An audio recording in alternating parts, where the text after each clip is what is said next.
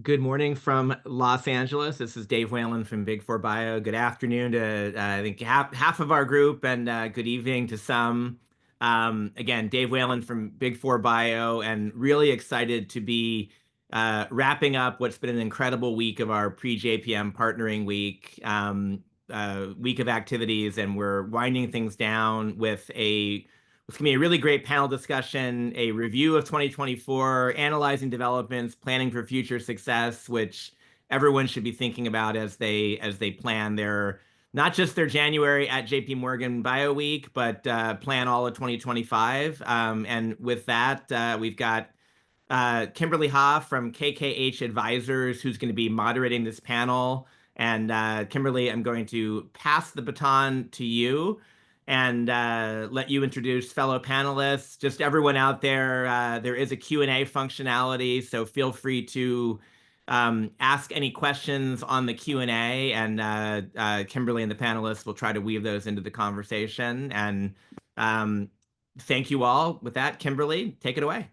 Great. Thanks so much, Dave. Hey, everybody. Thanks for joining the panel. I guess let's start with some brief panelist introductions, starting with Willie.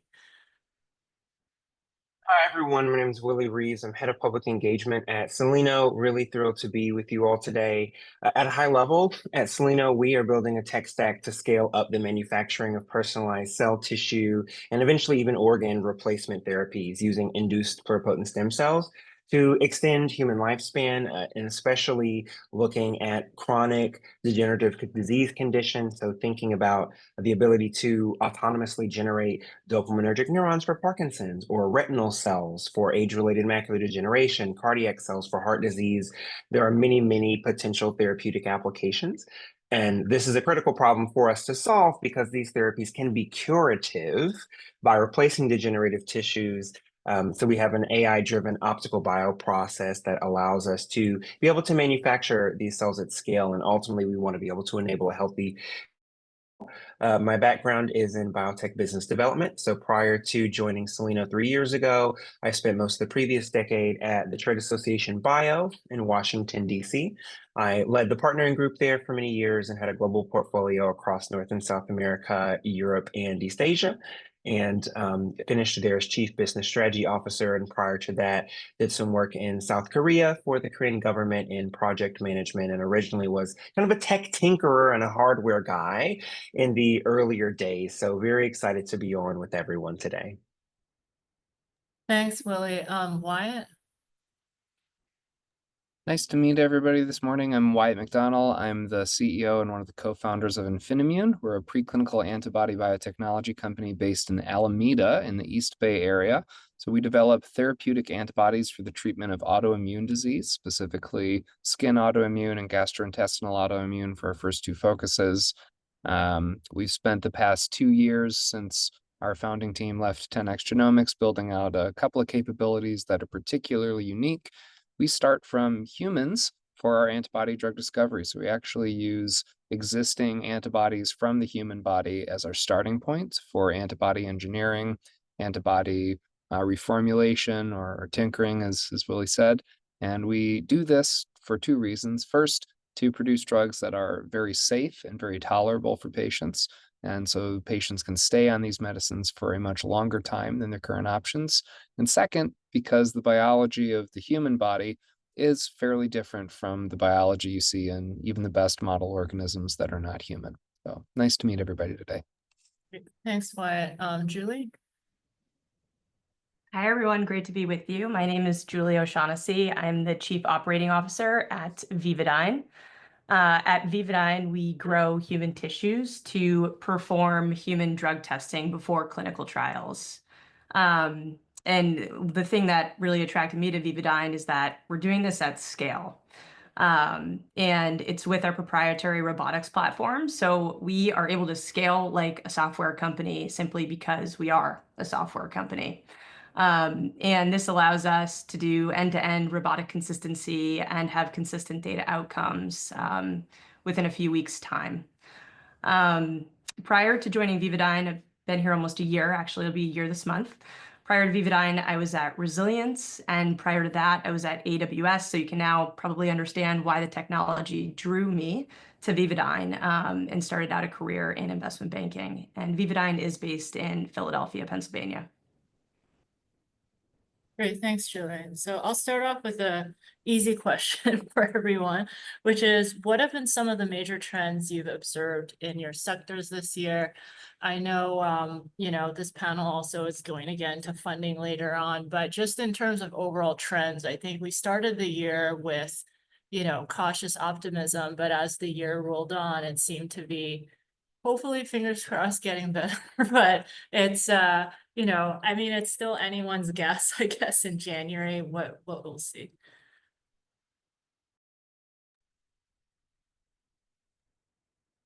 I'm happy to jump in there, Kimberly, from the sort of personalized regenerative medicine perspective. One thing that we've been seeing that's really interesting is somewhat more of a technology first focus. And I'll say that particularly on the regulatory front. So we've been really pleased to see FDA really actively thinking about how do we leverage novel technologies to expand patient access and to more efficiently develop novel therapeutics, especially things in the cell and gene therapy space. So it was really exciting earlier this year to see the draft guidance on the platform technology designation, advancement, and then the advanced manufacturing technology designation program from the agency. So we're trying to stay very closely engaged on these topics.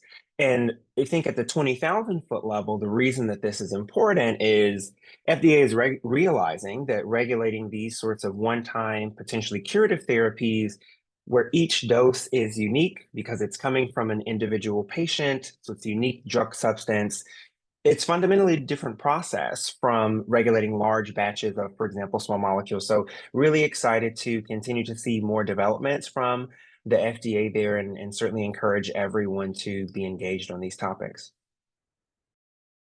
Thanks, Wyatt. From the antibody therapeutic space, I think a couple of things are clear. Clinical data remains the data that you want to have if you're going out for fundraising. In terms of partnership activity, you haven't really seen the double-digit billion acquisitions that have happened in, say, maybe 5 years ago. That's not really happening at that same degree or scale this year. But as focus has moved to autoimmune disease, and particularly antibody-mediated autoimmune cases where you have high prevalence, high penetrance diseases where patients have biologics that are dosed every 2 weeks or maybe monthly, there's sustained interest in existing targets that have been clinically validated with pharmacology and dosing profiles that are more patient friendly. So taken on a quarterly or on a maybe even twice a year or yearly basis. The goalposts always move for fundraising, but the main thing is to have as much development candidate data as possible. Have a development candidate if you can, the earlier you are. And if you can't, be sure to bring robust partnership activity to the table. I would say from the biotech side, I think taking a big step back or looking at it from the 30,000 foot view, the good news is the sector has expanded, right? So that's a trend that we've been seeing. Leaving the funding outside, we'll get to that later, like you said, Cam. Another thing that we've been watching, or at least very aware of, is AI. When are you not seeing a headline of AI this year?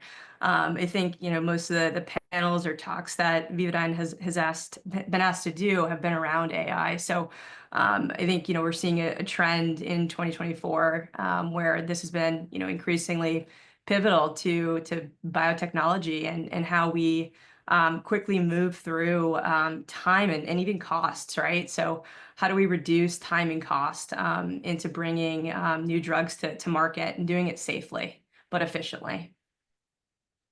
Great, thanks, Julie. And I noticed that this morning, or maybe yesterday, you guys published a paper with a large pharma partner. How important is that? I guess we'll talk about funding, but what about partnerships? I know we talked a bit about that, but how important is that? And can you maybe talk a bit about that paper? Yeah, we were happy to see this. We've been waiting for this to get published, so we had a lot of internal celebrations this morning. So thanks for bringing that up. Yeah, I think this paper is it kind of highlights what we're doing with human tissue, right? And the technology that underscores how we're able to do this with human tissue outside of the body, right? But then also combining the AI scale and throughput by using the 3D system. So a setup like this with the technology platform that we have, and then the ability to grow the human tissue outside of the body, it allows the cells to self-organize into what is kind of lifelike or close to human replication, right? So that's the excitement about the paper. And like you said, this was done with a large pharma partner. And we're excited to do more of these. I think that might be perhaps a trend that we talk about into 2025 of how these sectors do work more closely with pharma and what pharma deals have looked like over the last decade or so, like you had mentioned. So perhaps I'll save that for later. But I do think, we will see going forward into 2025 and beyond, larger companies continue to partner with smaller companies that have the tech advantage or the tech platform that allows for more flexibility, more nimbleness, perhaps. I think it would be a miss if we didn't see more of these. So I'm happy to see that we're seeing more of these as a trend in 2024. And I hope that continues next year. Thanks, Julie. And Wyatt, I know also, can you talk a bit about, I know the company announced the first partnership with Grid Therapeutics. Maybe if you could take the audience through, how that happened and how Infinimmune is going to help that oncology. Yeah, so there's a perpetual problem every time you start a biotech company of you need samples, and samples can come in a lot of flavors, and the best flavors are ones which come with hands-on knowledge of where those samples come from. And the only way you can really maximize that is by going to the clinic. So you need to go to a clinical center, you need to find somebody who has been in that space, has been seeing patients, treating patients, where patients have a rapport with their physicians and they want to participate in research. So you find, unsurprisingly, a lot of interactions like that at large academic clinical medical centers. The other end of the spectrum, you can buy samples from vendors, but you're always going to be limited by how much information you have about those patients. You're always going to be limited in your ability to recall patients. And so for us, when we looked at working with Grid Therapeutics, a couple of things really stood out. First, the CEO has been at this for 15 years, and he's a practicing oncologist at Duke University. So he's spent almost 2 decades now building out a cohort of humans who, before Keytruda and Opdivo were ever on the market, had exceptional responses to their cancer therapy, whether small molecule or over the more recent window, exceptional immunotherapy responses that were durable. Because of that, the ability to look at cohorts of humans where you have excellent response, middling response, no response, absence of response, gives you an ability to stratify not just patients, but molecules out of those patients. So for us, if we want to look at antibodies in oncology, that's a pretty fraught space to work in, both because you're going to be asked, okay, you're just going to combine this with yet another PD-1.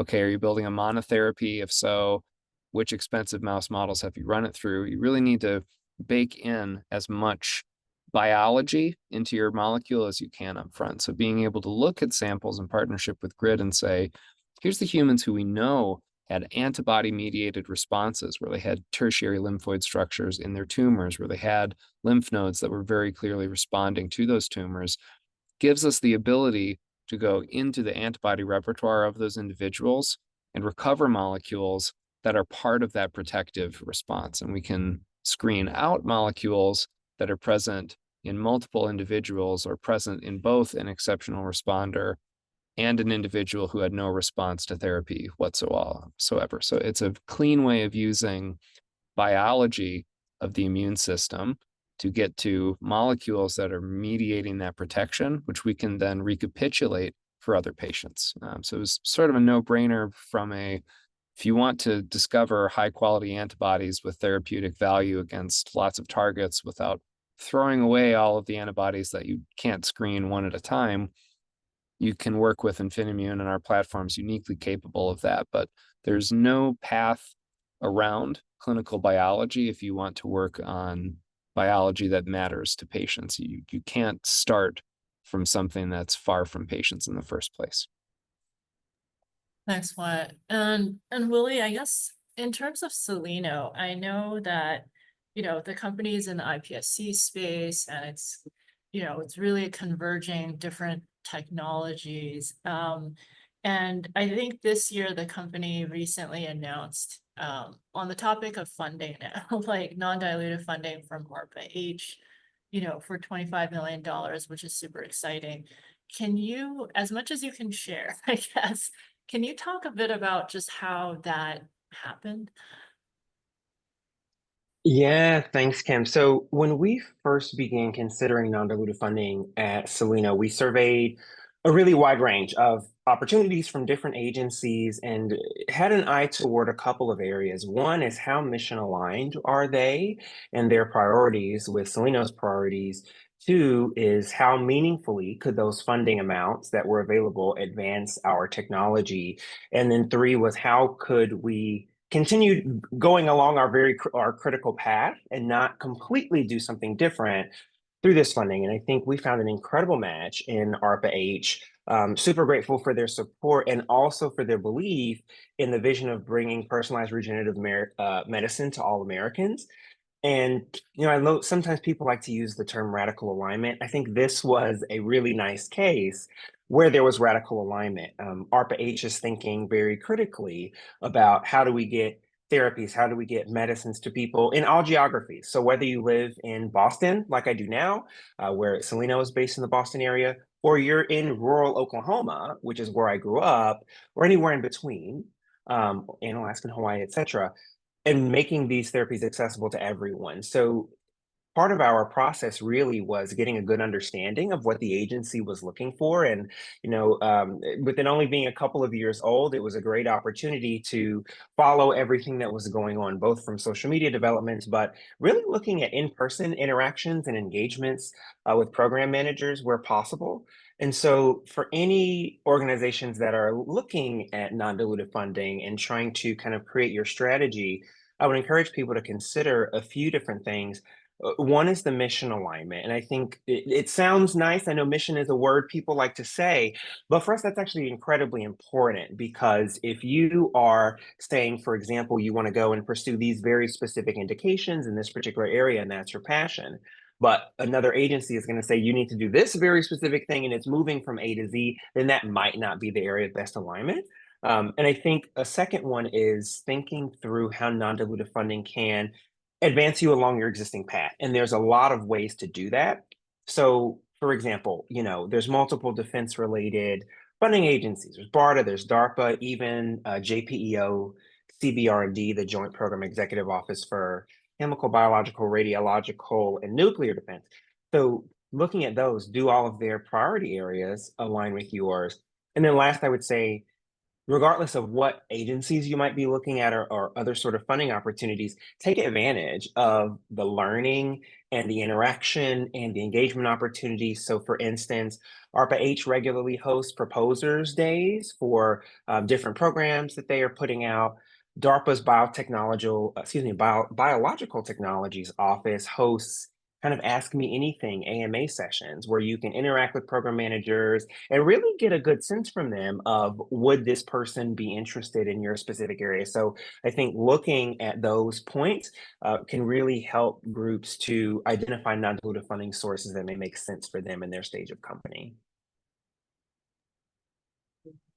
I guess now speaking about funding, I know a lot of companies are gearing up for JP Morgan. I know the last panel was talking about how to prepare for JP Morgan, but just briefly, I guess how are you thinking about, like what should companies do, I guess, when they're planning for JP Morgan? There's just like so many people that you could meet. I mean, how do you even triage that?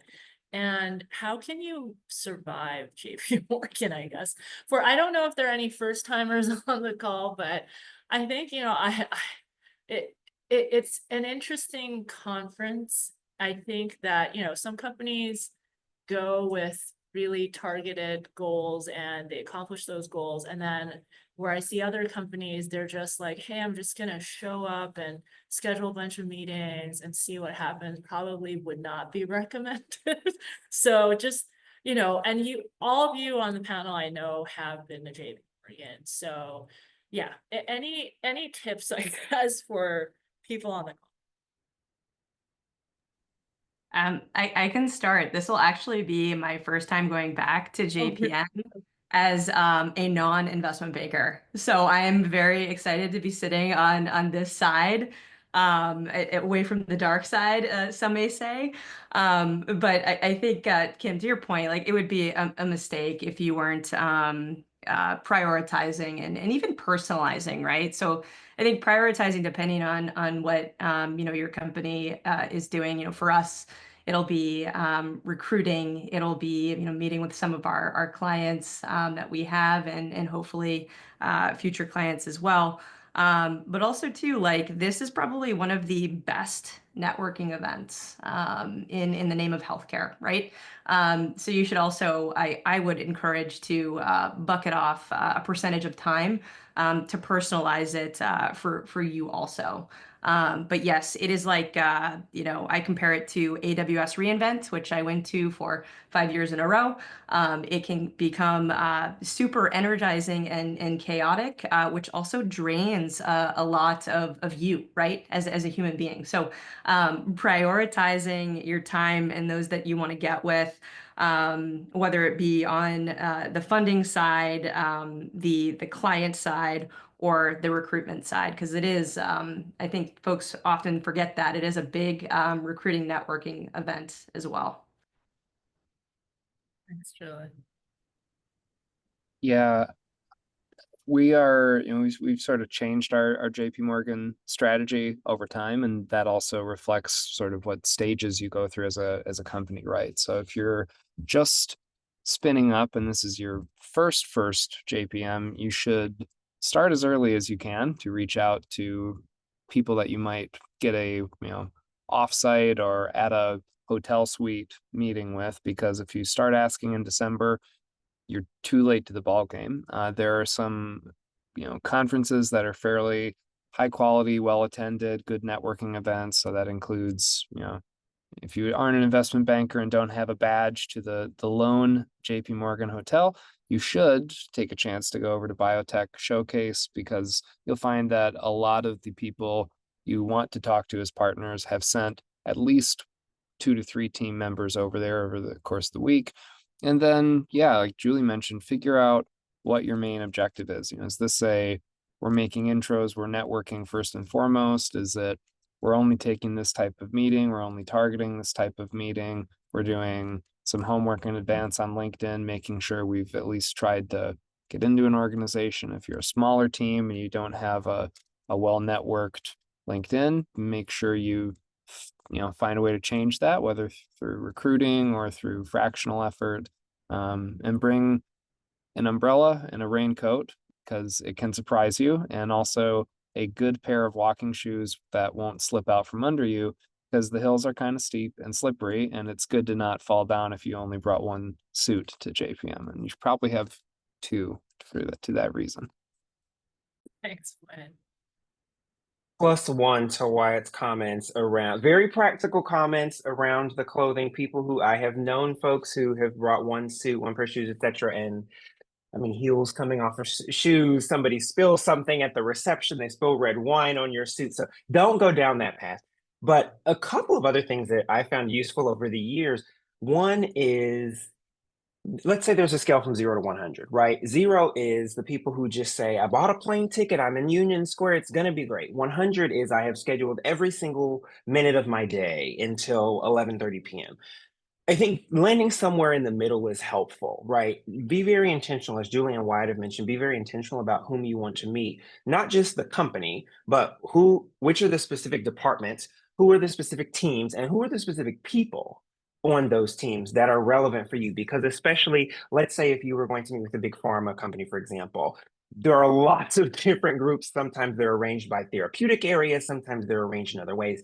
And so being targeted there is important, but also be open to the serendipitous sort of meetings. I mean, you literally will run into people on the street or, waiting in line at a reception or at Starbucks, and those can become incredibly important connections. I think a second point is being clear on your key messages. And, yes, you're pitching yourself in different regards, whether to investors or partners, whoever it may be. But pitching is an exercise in storytelling. And so get really tight on what your value proposition is, what to all of those different audiences that you're planning to meet with. And then to sort of build on what Julie mentioned, I mean, leverage the networking circuit. I remember when I was at Bio, we were putting together this massive guide of JP Morgan week events and conferences and things, and there are so many there. But leverage a lot of those. Bio creates one, Big Four Bio, McDougall, all of these different kind of conference calendars, networking event calendars. Take advantage of those and look through and see where might be relevant for you to go. And maybe don't try to go to 8 in one night. The max I've ever done is 5 on any one JP Morgan night.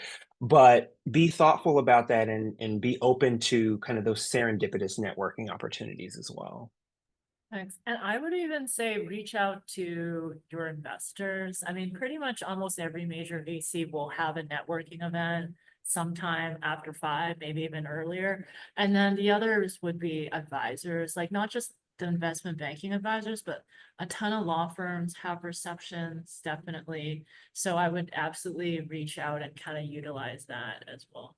But yeah, I think, yeah, definitely try to pace yourself because you kind of walk around and on Wednesday morning, you can see on people's faces when they're walking up and down. And you can tell the people they're like so exhausted and wanting to go home. But I'm moderating a panel actually. Thanks, Wyatt, for the plug on Biotech Showcase on funding. Actually, at I think 12:30 luncheon session on funding. So I think about funding. I mean, what is interesting to me is that there are a lot of large funds that have closed. I mean, Atlas Venture just this week announced, their fund close, and we're working with a VC that's announcing another pretty significant fund close, probably before JP Morgan. And so I think it's happening, but it's also, okay, are we seeing that trickle down into VCs investing in companies? And I personally think the answer is yes. I mean, I think as the year kind of progressed, and we do a lot of launches for funding announcements. So I'm seeing like those dollar values in terms of funding round closes go up. Like we recently launched an ADC company. I think they raised like over 90 million or something, an early stage round that was backed by Novos. And we're I think as the year progressed in the second half, we actually saw more IPOs. And I think people kind of were like, oh, is this a doom and gloom scenario this year? But it actually kind of picked up. And so I'm hoping, fingers crossed, that, the deals continue to happen. Like, why, to your point, if we can start, it's pretty much almost like day one of JP Morgan is when the M&A deal announcements go out.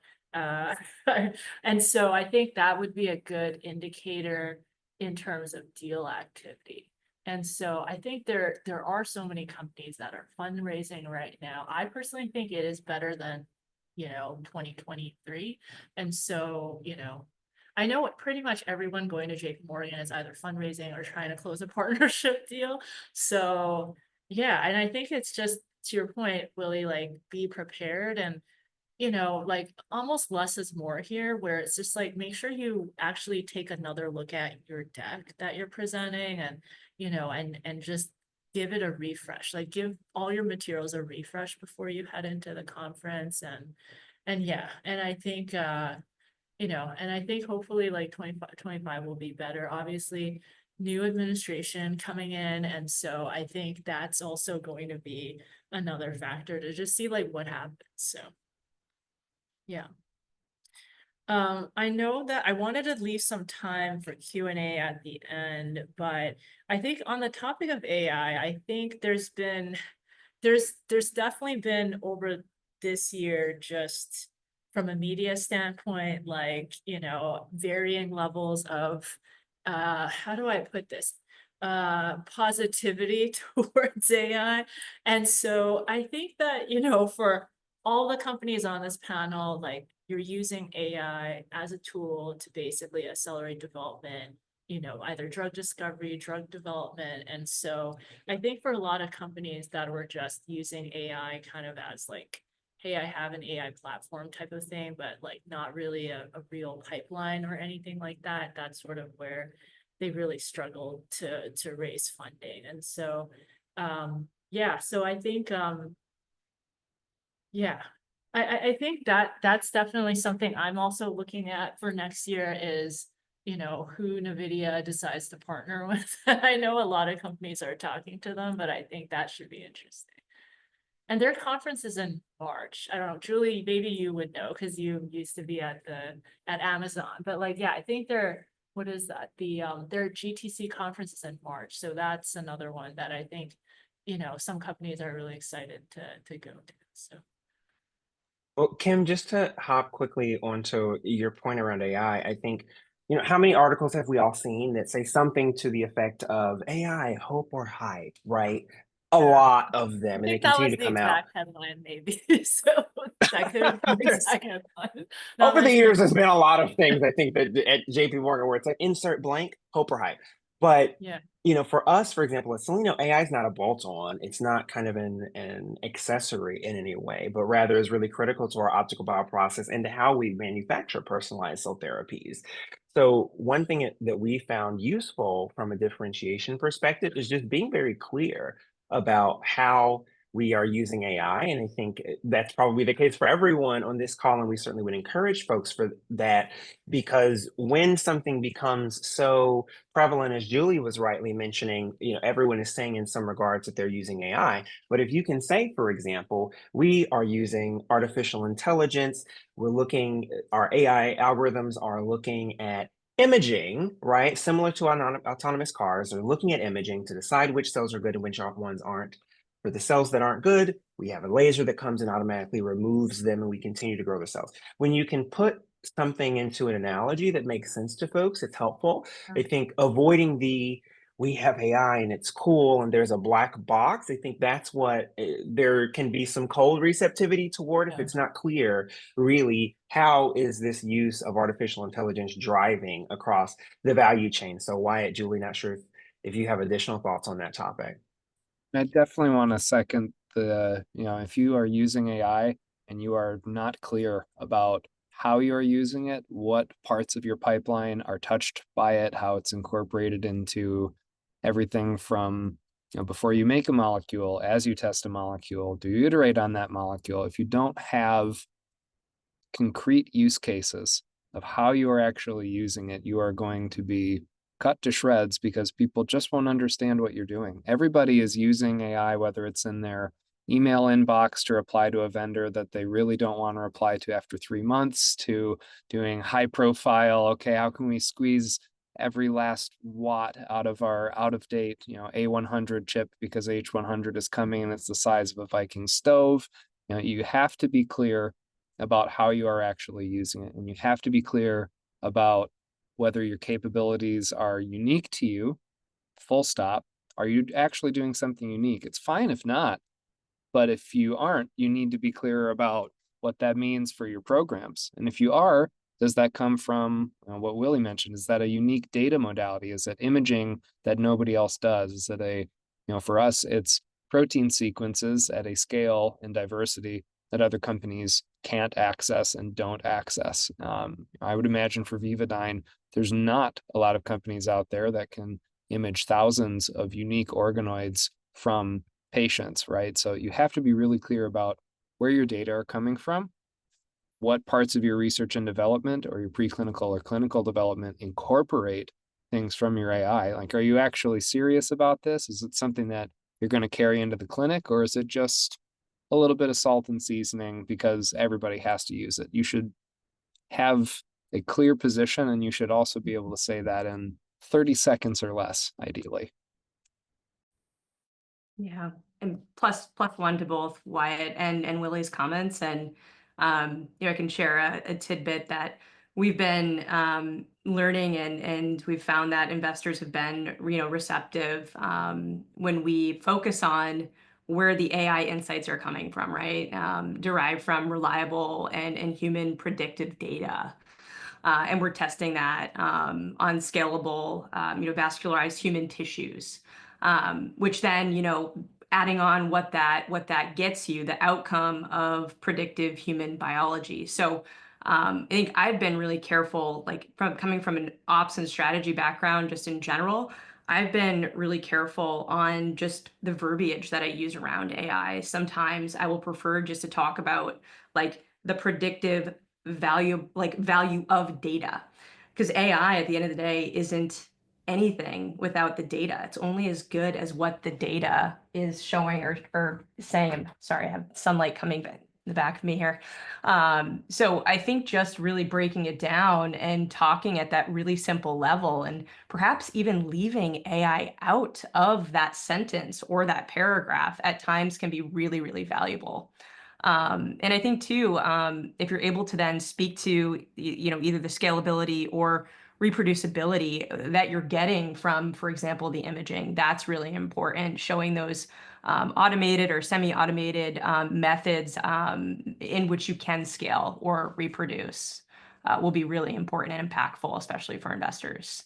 And I think it goes to Kim's point as well as just the funding and VC, private level funding.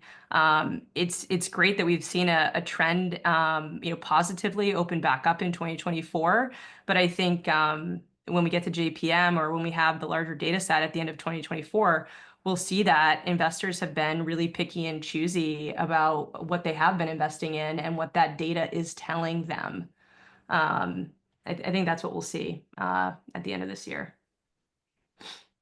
And just to double click on Julie's point around being able to demonstrate concretely what you're doing with your AI, it's kind of that old adage, show me, don't tell me, right? So can you communicate what you are doing with your AI through other methods, right? So what we do, for example, is we'll have videos on the left side showing a scientist making culturing stem cell colonies the manual way, like by eye, sitting at the bench with a plastic pipette tip, scraping away at the bad cells, individually judging which of the cell colonies are better or not. And you can tell it is painful, it is slow, it is laborious, it is inefficient. Like 10 seconds of video will give you that pretty quickly.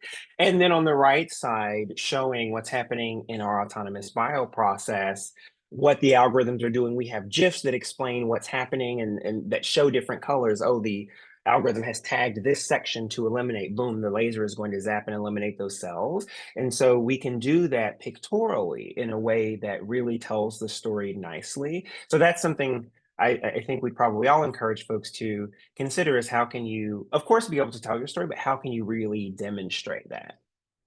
Yeah, and also another plus one to like maybe just don't use the word AI at all. Use something specific that when your materials, if you're sharing them with a business development team member, when they forward those materials to their colleagues in research and development, the picture that you should have drawn, because you should use a picture, not text, should also contain data that an R&D scientist is going to look at and go, okay, I'd like to hear more about that, because they didn't try to explain everything to me. They didn't try to show me all the data, but they did make sure that a general audience could understand it. And they made sure to highlight data that, as a person working actively in that space, I'm interested in. So you shouldn't be vague, and you also shouldn't be pedantic in those materials. And those are like two things that try and prune out of any slides you're going to show to anyone at JPM like this week, if you haven't started that already. And I guess looking ahead into 2025, what do you think the main challenges will be for the biotech space next year?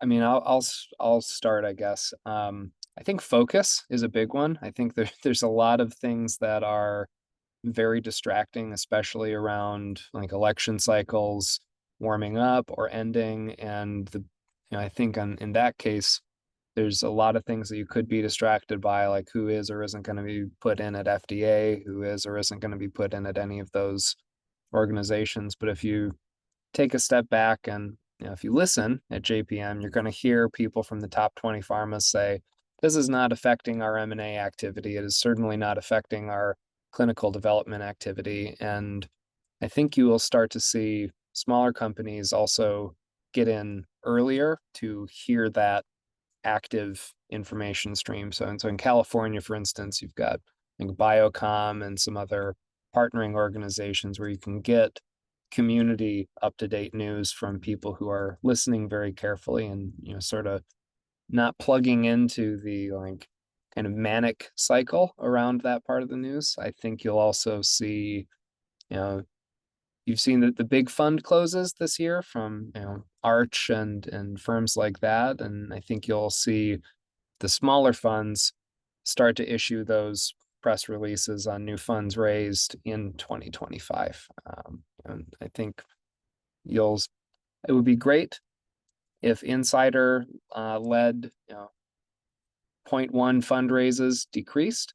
Maybe that happens. Like that's the weather balloon I am looking for to see how much the funding has recovered in biotech, is how much insider support is readily put forward versus fresh rounds become easier to raise for companies of all sizes and not second-time founders or not large institutional mega funds.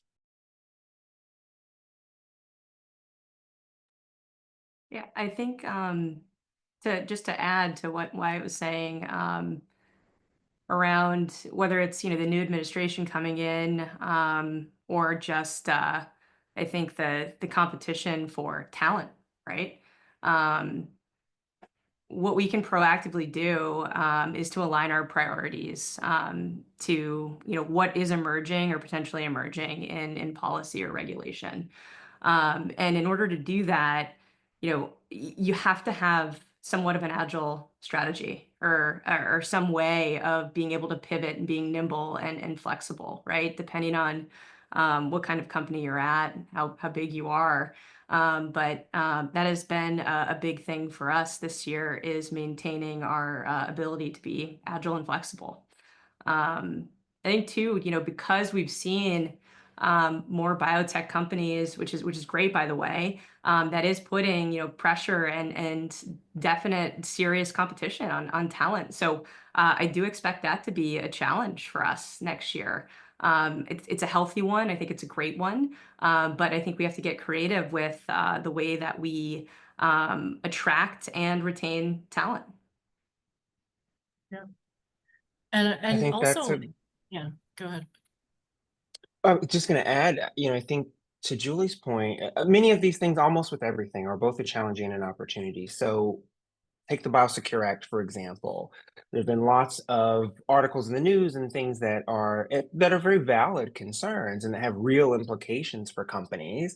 At the same time, that means that we may see more of a focus on domestic biomanufacturing and onshoring things. So that speaks back to Julie's point around talent and how are we being thoughtful in the way that we're incentivizing folks to both come into, but also to stay in the industry. So both to attract and retain. So I think, given that we have the 24-hour news cycle, there are going to be quick changes all of the time.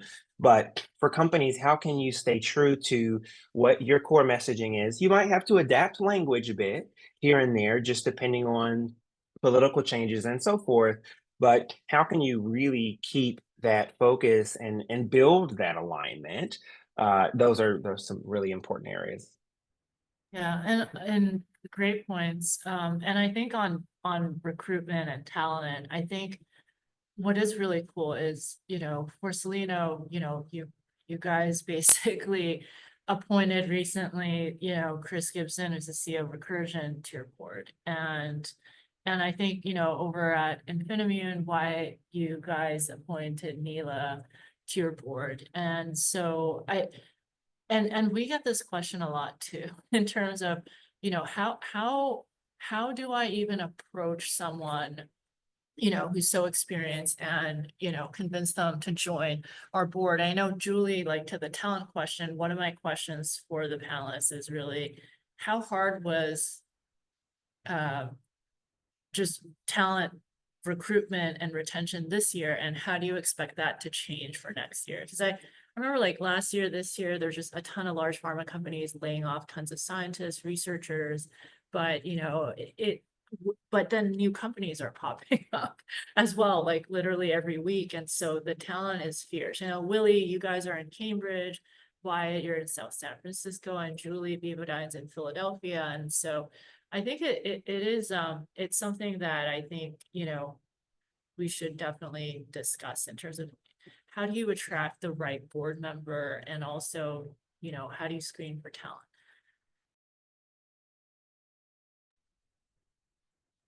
So I think we can, start with boards. One, board member recruitment. You should expect that that is not going to happen quickly. You should also expect that there's going to be a get to know you period. So you're going to have a multi-month, maybe multi-quarter kind of, won't call it a process, but it's going to be a set of extended conversations. As somebody who's serious about joining your board and not just looking to make a quick buck and put another, trophy on their LinkedIn where I work part-time list, is going to have a lot of questions. They're going to want to talk to executive teams. They're going to want to talk to your advisors. They're going to want to talk to your investors. And as a company, you should absolutely be doing the exact same thing, but figuring out, is this actually the right person for my boardroom? Where are the holes in our boardroom? Where's the expertise that is missing in our boardroom? How does that help fill some competencies that we know we need to recruit for and hire for internally outside of the boardroom, right? So with Neela, that process started for us in December of last year, when myself and two of my co-founders independently listened to one podcast episode in the same week at 3 different times. And then in rapid succession that Friday, slacked each other and said, we should bring this person into our boardroom. And so then it's like, okay, well, how do you get to somebody? And, in my experience, if you are earnest and say, I'm looking for help on this type of problem, we would love to talk to you about what we're doing, most people will actually engage readily. So, we asked for a warm intro from the podcast host who introduced me to Neela.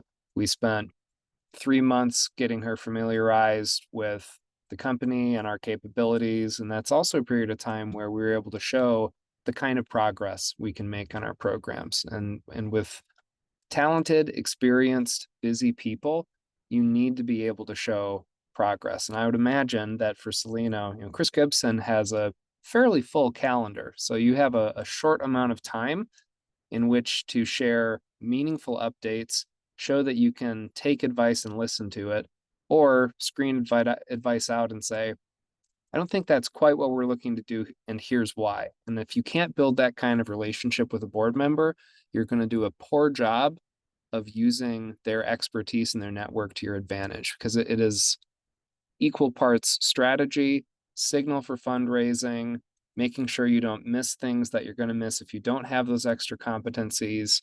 And how a board is doing is about as important to a company as how the company is doing. Like, these are fairly intertwined at all steps of the company life cycle. So I'm sure Willie and Julie have similar experiences on that front. Yeah, Wyatt addressed really nicely the board side of things. So I'll speak a little bit more to the broader talent. I think one question is someone the right person for the role? Not just are they the right skill set? And so that's a question that has really guided our hiring, I think, for quite a long time at Soleno. So you might interview an amazing scientist or brilliant engineer who is incredibly deeply skilled and they have an amazing background, etc. But maybe that person demonstrably doesn't work well on teams, right? Or you get a sense during the interview that they're going to be a bull in a china shop. They want to come in, and run everything, they're not going to be cooperative, that might not be the right culture ad for you. If that's misaligned with your company's overall values, I mean, when we would interview many candidates, it was not, we don't use the word culture fit at Salino, because it's not about, are you the same as everyone else? It's like, what are you going to add, right? What are you bringing that's new and different, because we're so multidisciplinary. And so going back to the values, like we would ask people questions about our company values and which ones they most resonated with and why, and when they've demonstrated those values. And so sometimes things will come out that during those conversations that showed, we don't think there's a good alignment there, because even if the person is technically skilled, if they're not the right person, most probably they're going to end up cycling out before too terribly long. So better to really be thoughtful and intentional about those questions on the front end. Yeah, I couldn't agree more with what Willie is saying. And at Vivodyne, I'm responsible for all things people right now, including our talent acquisition strategy and retention. We've definitely benefited from those layoffs that you mentioned, Kim. However, there have been many situations in phone screens, or whether or not, they made it to the next round of meeting another colleague. By the way, we just don't do a phone screen and move to a full panel, because we've seen that be a waste of time for both the candidate and our very small and nimble team at Vivodyne. So we're trying to test out the best process to ensure that the candidate is having a good experience. At the end of the day, the candidate is our client, they're our customer, and we want to make sure that that's a good process for them. But then also too, to safeguard our people's time at Vivodyne, because we have a lot to do with a small nimble team as well. So while we've benefited from some of those layoffs, and I hope that's a in turn benefit too from those folks that are with us now. To Willie's point, there have been many that just haven't worked out, right? Just because there's a bunch of scientists getting laid off in any given year, that doesn't mean that they are the right fit for a startup, any startup, right? And I think one of those values or embodiments of leadership that we need at Vivodyne is that balance, that healthy balance between moving quickly, call it speed or velocity, and the rigor or control that you are also balancing that with. So there's a mentality, right? And maybe you can apply it to all startups, but I think where we have the intersection of bioengineering, it's very important to have that mentality balance of moving quickly, but also ensuring that there is a degree of rigor or control around that.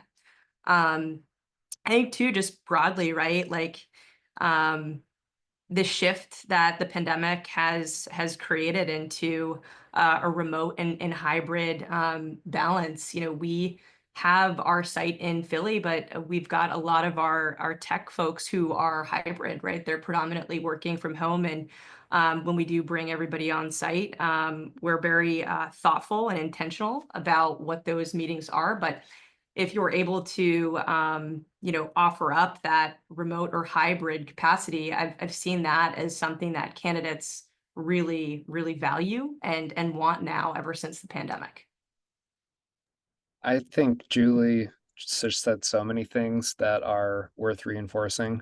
First, if you're going to work with somebody, get to know them before you introduce them to your entire building, because there's nothing more distracting than somebody who has not set foot in your building walking into your building. Doesn't matter whether it's a Friday and there's 5 people in the office, a Monday and there's 50 people in the office. All eyes are going to be on a new face because it's somebody new. So make sure you have a good process for minimizing the splash of that event, and make sure you're doing that with candidates who you are deeply serious about.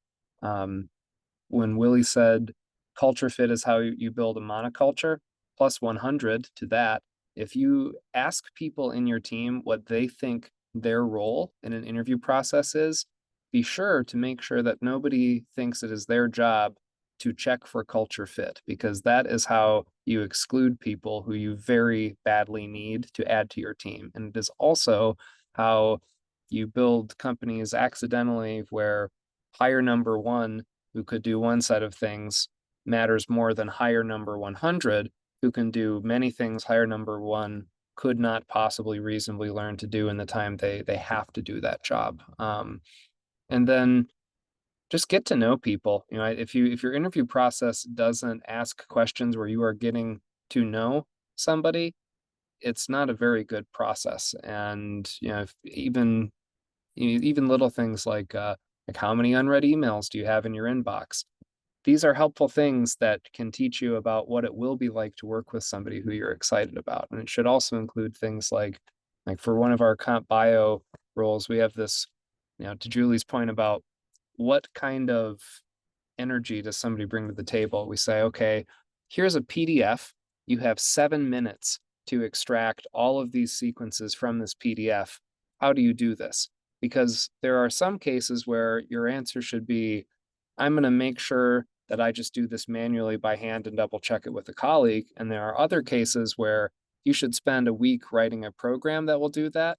Knowing the difference between those two things will teach you a little bit about candidates who understand how time needs to be spent and how that can change when priorities change. Right, I think we only have a few minutes left. So does anybody have any closing comments, or just people in the audience, if you have any questions, feel free to put them in the Q&A.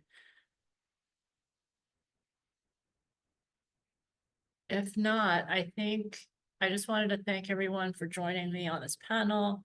And David, I don't know if you have any closing comments to close out this week's pre-JP Morgan event.